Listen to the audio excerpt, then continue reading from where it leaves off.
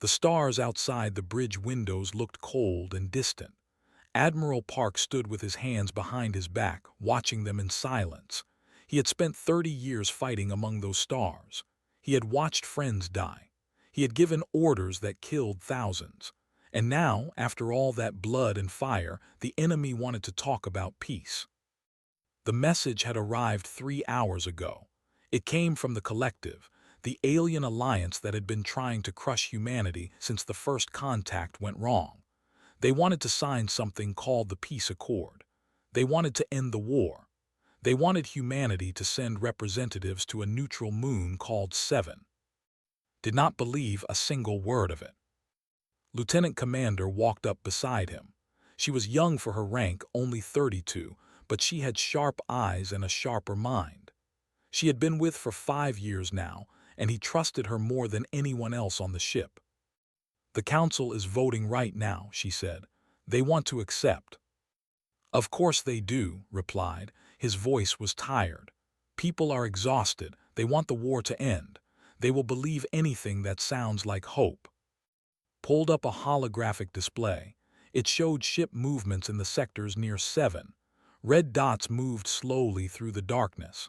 "Our scouts found these yesterday. Warships hiding in the asteroid fields. At least 40 of them."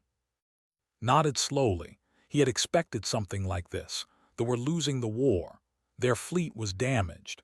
Their supply lines were stretched thin. A real peace would mean admitting defeat and the never admitted defeat. They had conquered 100 species across the galaxy. They had built their empire on the bones of civilizations that had trusted them. "They are setting a trap," said. "Yes, sir, but the Council does not want to hear it." Turned away from the window. The bridge of the unyielding dawn hummed with quiet activity around him. Officers monitored their stations. Screens flickered with data. This ship was humanity's greatest weapon, a massive carrier that could launch 200 fighters into battle. It had broken formations a dozen times. It had saved Earth itself during the Battle of the Outer Ring. Now it might have to save humanity one more time. Far away on Earth, the United Terran Council met in an underground chamber. The room was round and white, with seats arranged in circles around a central platform.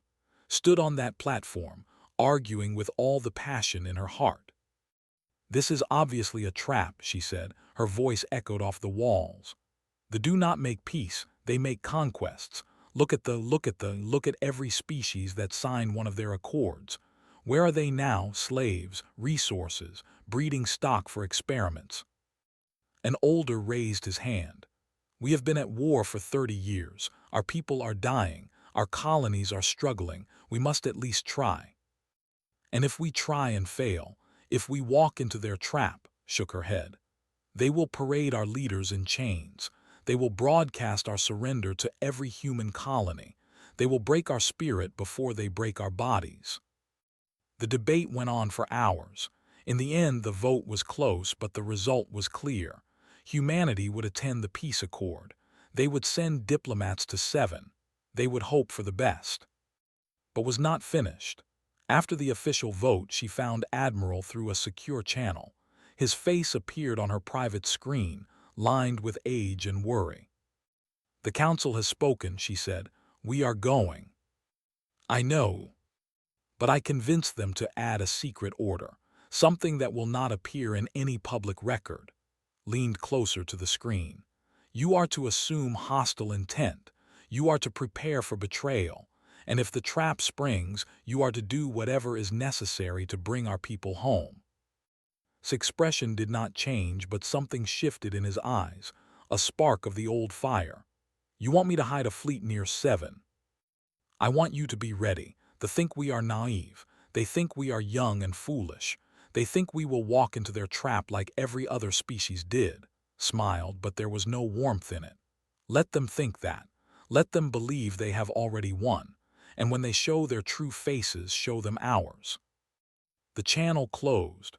Stood alone on the bridge, thinking about what was coming. They had been conquering civilizations for 10,000 years. They had tricks and traps that humanity had never seen. They had technology that could break planets. They had the confidence of a species that had never truly lost. But they had also never fought humans before. Not really. The war so far had been skirmishes, raids, border conflicts. They had been testing humanity, studying them, learning their weaknesses. They thought they understood these strange creatures from the small blue planet. They were wrong. Called his senior officers to the briefing room. Came first, followed by Chief Engineer and Commander O. They sat around the table in silence, waiting. "We are going to 7, said, "but we are not going alone, and we are not going unarmed." He told them the plan. It was dangerous. It was desperate. It required perfect timing and absolute secrecy. If they discovered them too early, everything would fail. Nodded slowly. "I can modify the engines to run cold. We can hide behind the moon's magnetic field. They will never see us." "And if things go wrong?" asked. Looked at each of them in turn. These were the people he trusted with his life. These were the people who would decide humanity's future. "If things go wrong," he said, "then we remind the galaxy why humans should never be underestimated." The diplomatic ship Gentle Morning moved through space like a white dove. It was small and beautiful, designed to look harmless. No weapons, no armor, just clean lines and bright lights, exactly what the peace accord required. Behind it flew 2 more ships of the same kind, carrying staff and supplies. Ambassador Shin stood at the front window, watching 7 grow larger. The moon was gray and rocky, circling a gas giant that filled half the sky with swirling orange clouds. Someone had built a massive dome on the surface, a meeting place for species that wanted to talk instead of fight. Was 60 years old. He had been a soldier once, a long time ago. He had killed with his own hands during the early years of the war, but he had grown tired of killing. He had put down his weapon and picked up words instead, believing that even enemies could become friends if they tried hard enough. Part of him still believed that. Part of him hoped this was real. But the weight of the hidden weapon in his coat told him hope was not enough. "Ambassador," said a voice behind him, "we are receiving landing instructions." Turned to see Siam standing at attention. She wore the uniform of a security officer, simple and professional. Her face showed nothing, but knew the truth. Was not security. She was special forces, one of the most dangerous soldiers humanity had ever produced. The 7 aides standing quietly behind her were the same. They were here to protect him. They were also here to fight if protection failed. "Tell them we are ready," said, "and tell the Admiral we have arrived." Far above the moon, hidden in the shadow of a crater, the unyielding dawn floated in silence. 12 other warships surrounded it, their engines cold, their systems running on minimum power. From the outside, they looked like dead rocks drifting through space. Admiral watched the diplomatic ships descend toward the dome. His heart beat steady and slow. He had trained himself to stay calm in moments like this, when everything balanced on the edge of a knife. "The ambassador is down," reported. "Escorts are guiding them to the Accord Hall." And their hidden fleet. Checked her screens. Still in the asteroid field. 47 ships confirmed. They are running silent, but our sensors can see their heat signatures. Nodded. The trap was exactly where they expected it. Now they just had to wait for it to close. On the surface, walked through halls of crystal and light. They had built this place to impress, and it worked. The walls seemed to glow from inside. The floors were smooth as glass. Strange plants grew in floating gardens, their leaves reaching toward artificial suns. Other species filled the corridors. Recognized some of them from intelligence reports. They were tall and thin, with skin like gray paper. They were short and round, covered in soft fur. They had too many eyes. They had no eyes at all. All of them had been conquered by the. All of them had signed peace accords of their own. Now they served the collective, their freedom a distant memory. They looked at the humans with strange expressions. Pity maybe, or curiosity, like they were watching animals walk into a slaughterhouse. The Accord Hall was enormous. It could hold thousands of beings, with seats arranged in circles around a raised platform. The High Sovereign waited there, standing perfectly still. He was 3 meters tall, with skin that looked like living crystal. Light moved inside him, blue and cold. "Welcome, humans," the Sovereign said. His voice was deep and musical. "We are honored by your presence." Bowed slightly. "We are honored by your invitation." The ceremony began. Speeches were made. Documents were displayed. The peace accord was presented as a gift, a chance for humanity to join the great family of the collective. The words were beautiful. The promises were generous. Peace, prosperity, protection under guidance. Listen to every word. He smiled at the right moments. He nodded when he was supposed to. But inside he was counting the guards near the doors, counting the weapons hidden in their robes, counting the seconds until everything changed. High above, spotted movement on her screens. "Admiral, the hidden fleet is starting their engines." "How long until they reach firing position?" 20 minutes. Closed his eyes for a moment. 20 minutes. That was how long humanity had before the trap closed completely. 20 minutes to decide the fate of their species. "Begin warming our systems," he ordered. "Slowly, quietly. I want us ready to move the moment I give the word." His voice came through the communication channel. "Engines coming online. We will be at full power in 15 minutes. Weapons ready when you are, sir." In the Accord Hall, the ceremony continued. More species spoke about the benefits of joining the collective. They talked about unity and strength and the end of conflict. They did not talk about the neural implants. They did not talk about the breeding programs.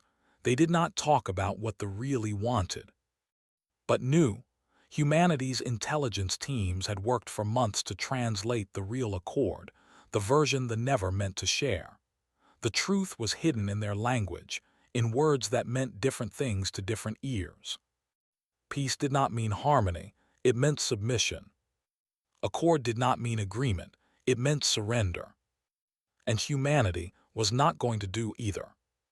Looked at, she stood by the door, still and silent, her eyes moving constantly. She caught his glance and gave the smallest nod. She was ready. The diplomatic staff were ready. The hidden fleet was ready. 12 warships waited in the darkness, their crews prepared to die for their species. They thought they were clever. They thought they had done this 100 times before. They thought humans were just another civilization to be broken and absorbed. They were about to learn how wrong they were. The Sovereign finished his speech and gestured toward the document. "Now, Ambassador, let us make history together. Let us sign the peace accord and begin a new era." Walked toward the platform. His footsteps echoed in the great hall. Every eye watched him. Every breath waited. This was the moment. This was where everything would change. He reached for the document. His hand was steady. His heart was calm. And somewhere in the shadows, humanity waited with weapons ready. The sound was soft, almost gentle, a quiet hiss of air escaping. Heard it and stopped moving, his hand still reaching for the document. All around the Accord Hall, the doors sealed shut. Metal barriers slid down over the crystal walls. Energy shields flickered to life, creating a cage of blue light around the entire building. The other species in the hall did not react. They had seen this before. They knew what was coming. The High Sovereign smiled. It was not a pleasant expression. "Did you really think we would let you leave?" His voice had changed. The music was gone, replaced by something hard and cold. "Your species has been a problem since the day we found you. Aggressive, stubborn, impossible to control." Lowered his hand slowly. He did not look surprised. He did not look afraid. He just looked tired, like a man who had hoped for something better but expected something worse. "The peace accord," the Sovereign continued, "is not a treaty. It is a containment protocol. Your leaders will stay here as prisoners. Your fleets will stand down. Your colonies will accept our administrators. and your people will learn to serve just like all the others." He gestured at the alien representatives watching from their seats. "The resisted for 50 years. Now they build our ships. The fought for a century. Now they grow our food. You will be no different. In a generation, your children will not even remember what freedom felt like." Guards moved through the hall. They were soldiers, tall and crystalline, carrying weapons that glowed with dangerous light. They surrounded the human delegation, pointing their guns at and his staff. Stood perfectly still by the door. Her eyes tracked every guard, counting, measuring, planning. 12 soldiers near the ambassador, 8 more by the exits, 4 on the elevated platforms, 24 total. Bad odds for normal people. But in her team were not normal people. Looked at the sovereign with calm eyes. "You translated your document very carefully. Every word was perfect. Every promise was beautiful." He paused. "But we translated it too." Something flickered across the sovereign's face. Confusion, maybe, or the first hint of concern. "We know about the neural implants," said. "The devices you put in conquered species to make them obedient. We know about the breeding programs, how you control population growth, how you decide who lives and who dies." He reached into his coat slowly. The guards tensed, but he did not pull out a weapon. He pulled out a small data chip. "We found your real documents 3 weeks ago. We know everything."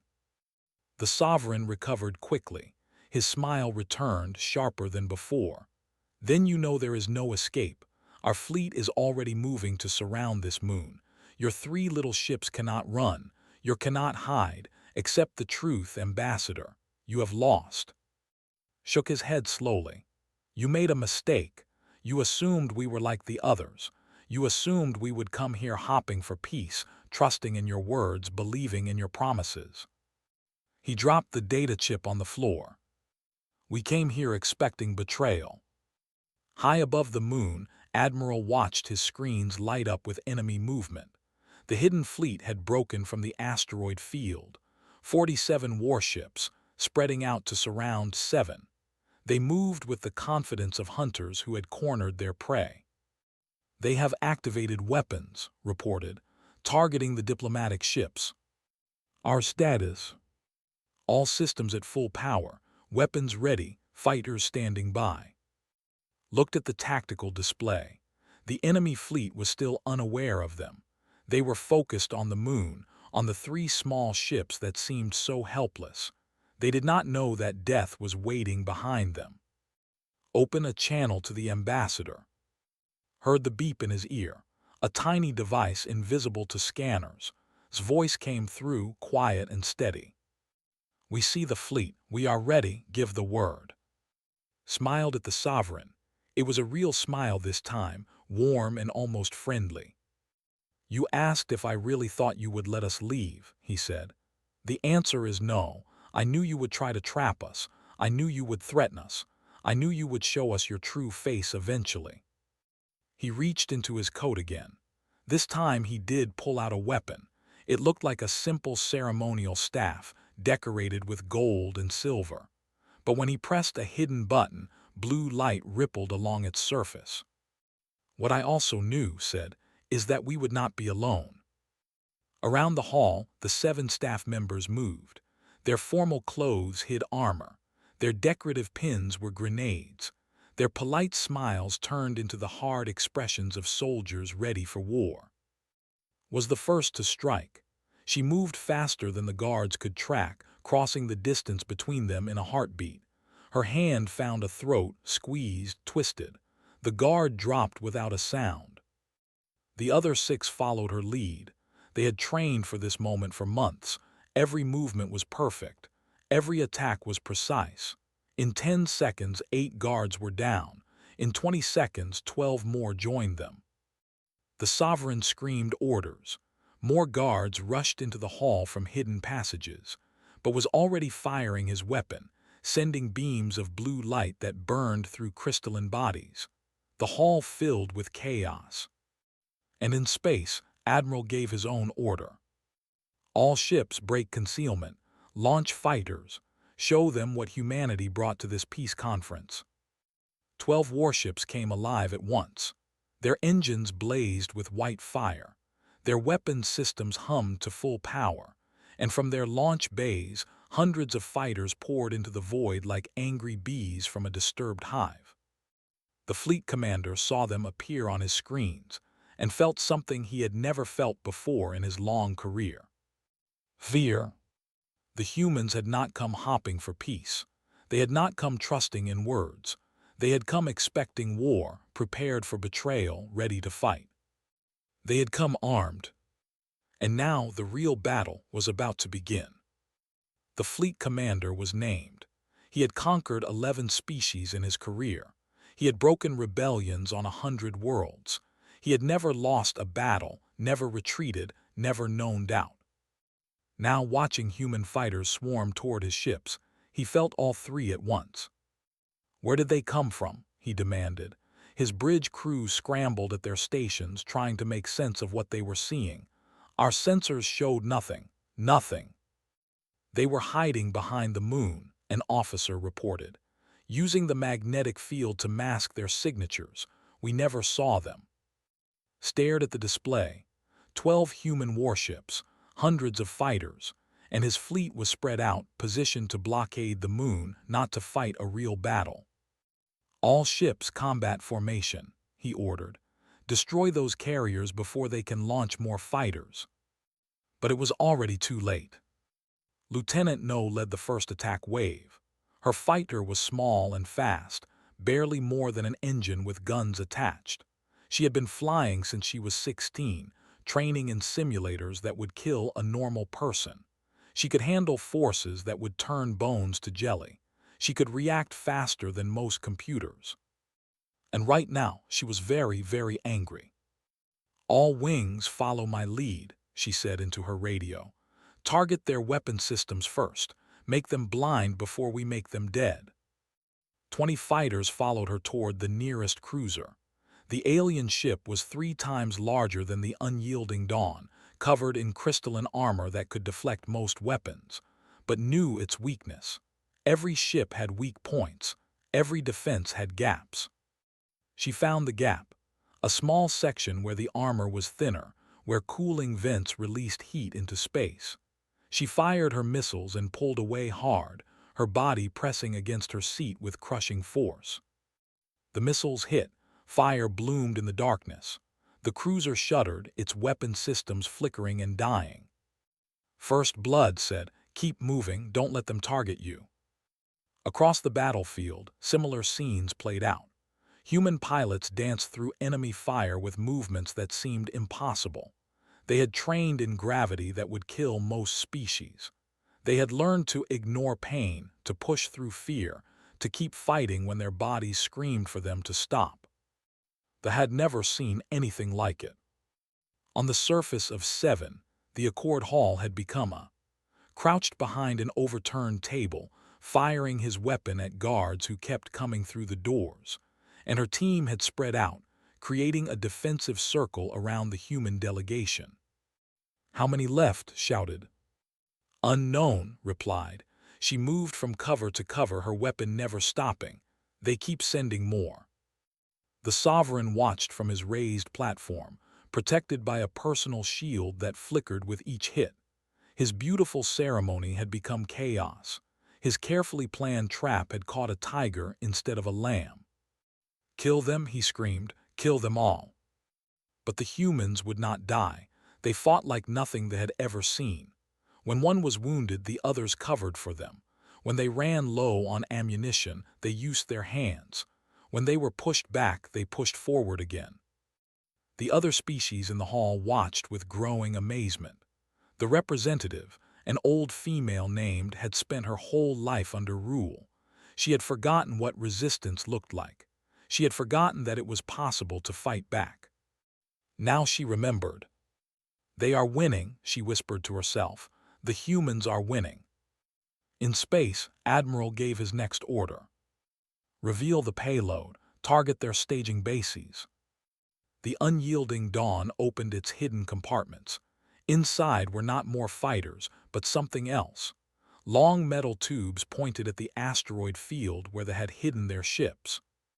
Kinetic accelerators. They fired simple tungsten rods, nothing fancy, no energy weapons or advanced technology, just metal moving very, very fast. The first rod hit a supply station at 5% of light speed. The station did not explode. It simply stopped existing. One moment it was there. The next moment there was only expanding debris and fire. The second rod hit another station. The third hit a repair dock. The fourth, fifth, and sixth turned 3 more bases into clouds of burning metal. Watched his support network disappear. Without those stations, his fleet could not rearm. Without those docks, his damaged ships could not be repaired. The humans were not just fighting his fleet. They were destroying his ability to keep fighting. "Retreat," he ordered. The word tasted like poison in his mouth. "All ships fall back to the secondary position." But her pilots were not finished. They chased the retreating ships, hitting their engines, crippling their weapons, turning their organized retreat into a desperate scramble for survival. On the surface, heard the news through his earpiece. "Their fleet is running," reported. "We have control of local space." Stood up from his cover. Around him, the last guards were surrendering, dropping their weapons, falling to their knees. The hall was filled with smoke and the smell of burned crystal. He walked toward the Sovereign's platform. The alien leader still stood there, protected by his shield, but his face had changed. The arrogance was gone. The certainty was gone. All that remained was confusion and fear. "You cannot win," the Sovereign said. His voice was weak. "Even if you defeat this fleet, others will come. The Collective has 1,000 ships, 1,000,000 soldiers. You are just one small species on one small planet." Stopped in front of the platform. He looked up at the Sovereign with tired eyes. "You are right," he said. "We are small, we are young. We have been fighting among ourselves since before we learned to make fire." He paused. "But we learned something from all that fighting. We learned that traps work both ways." He raised his weapon and fired once. The shot hit the shield generator behind the Sovereign. The protective field flickered and died. "We learned that the hunter can become the hunted." Appeared beside the Sovereign before he could move. Her hand pressed a device against his crystalline neck. He froze, feeling the weapon's charge humming against his skin. "We learned," finished, "that peace is not something you give, it is something you take." The battle was over, the trap had been sprung, and humanity had won. But the war was not finished yet. The silence after battle was always strange. Admiral had experienced it many times, but it never felt normal. One moment there was fire and death and screaming. The next moment there was only quiet and the distant hum of damaged systems. 31 warships drifted through space as wreckage. Their crystalline hulls were cracked and dark. The survivors had fled back toward collective territory, carrying stories of what they had seen. Stories that would spread across the galaxy like fire through dry grass. The humans had won. Took a shuttle down to 7. Came with him, along with a squad of Marines. The dome was damaged but still standing. Emergency lights flickered in the corridors. The smell of smoke hung in the recycled air. The Accord Hall looked different now. The beautiful crystal walls were scorched and broken. The floating gardens had fallen. Bodies lay everywhere, guards who had learned too late that humans were not easy prey. Ambassador waited in the center of the room. He looked exhausted. His formal clothes were torn and stained with something that might have been blood, but he was alive, and so was his entire team. "Admiral," he said, "I am glad you could join us." Looked around at the destruction. "I am glad there was something left to join." The High Sovereign knelt nearby, his hands bound with energy cuffs. His crystalline skin had lost its inner light. He looked smaller somehow, diminished, like a king who had lost his crown. Other figures moved through the hall. Not humans. Not the representatives of the conquered species, the ones who had come to watch humanity submit, now stood in small groups, talking quietly among themselves. The elder approached. She moved slowly, her gray skin hanging loose on her thin frame. She was very old, he realized.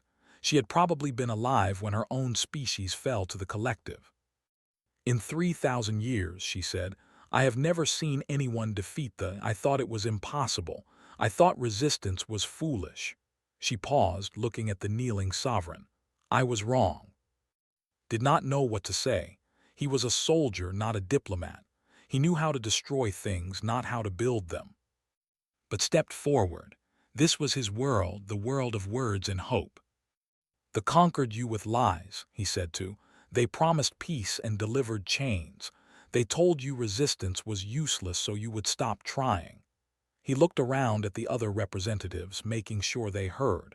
Humanity is not here to conquer you. We are not here to replace one master with another. Then why are you here? Asked his furry body trembling with either fear or excitement. To show you something, pointed at the fallen sovereign. He is not a god, his species is not invincible, the collective can be broken, you can be free.